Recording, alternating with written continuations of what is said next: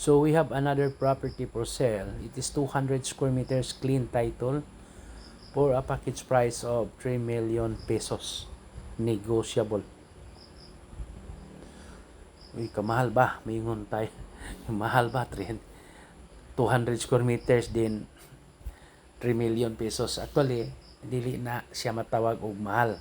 It's not really expensive because the location is very close from the highway and very close from the commercial center in the White Sand Beaches in Panglao Island. So talagang nandito yan sa sentro, guys. Ang maganda dito, you can convert this property into an apartment or lodging house development.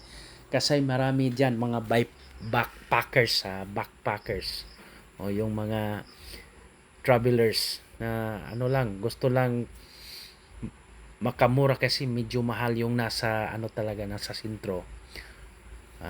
Kahit maglakad na sila medyo distansya ng kaunti, basta medyo makamura lang, yun po. So approximately it's around 100 meters from the highway or from the center of kasi nandito na tayo sa sentro ng business ng Panglao. Ito po yun, oh. May maraming tao dyan. Mamaya tingnan natin. Yun po.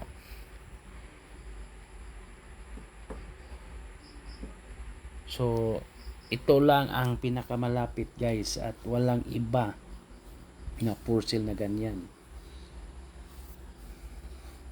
So paglabas mo dyan, marami ng mga tao, foreigners, halo-halo lang. Happy Stop. Paglabas natin sa Happy Stop, ano na yan? Wala na. Yan na po. So just few minutes walk lang, guys. Dito ka dadaan sa gilid ng Twin Tides Condominium. Yun po. Twin Tides Condominium.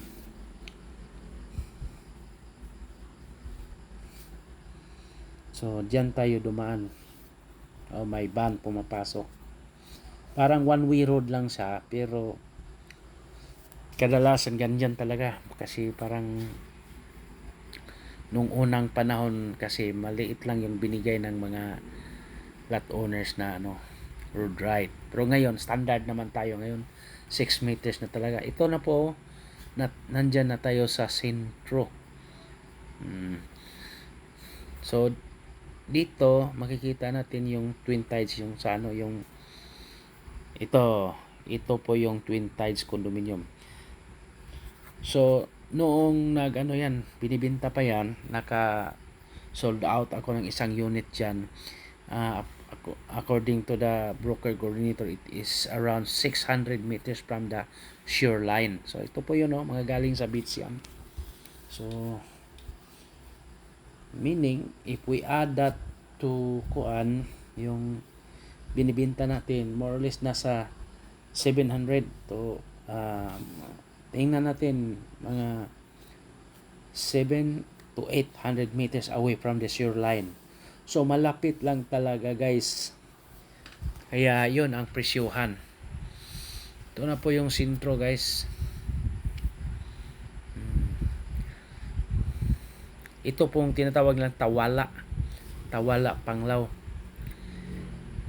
So kung bilhin natin yon, kasi resale din yon, resale, binili tapos ngayon binibenta na.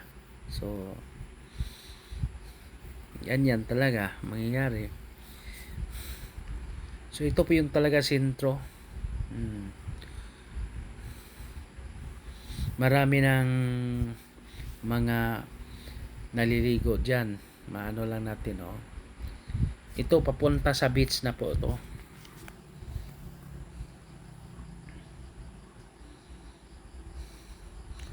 Pero hindi natin napuntahan talaga yung beach kasi may nagtatrabaho na heavy equipment kasi nilagyan nila ng seawall.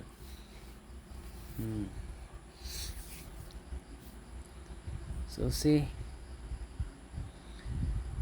mga foreigners nandyan. Yung property na 200 square meters pwede lakarin from the shoreline up to the property. So 3 million pesos negotiable. So yun po ang G Park, G Park.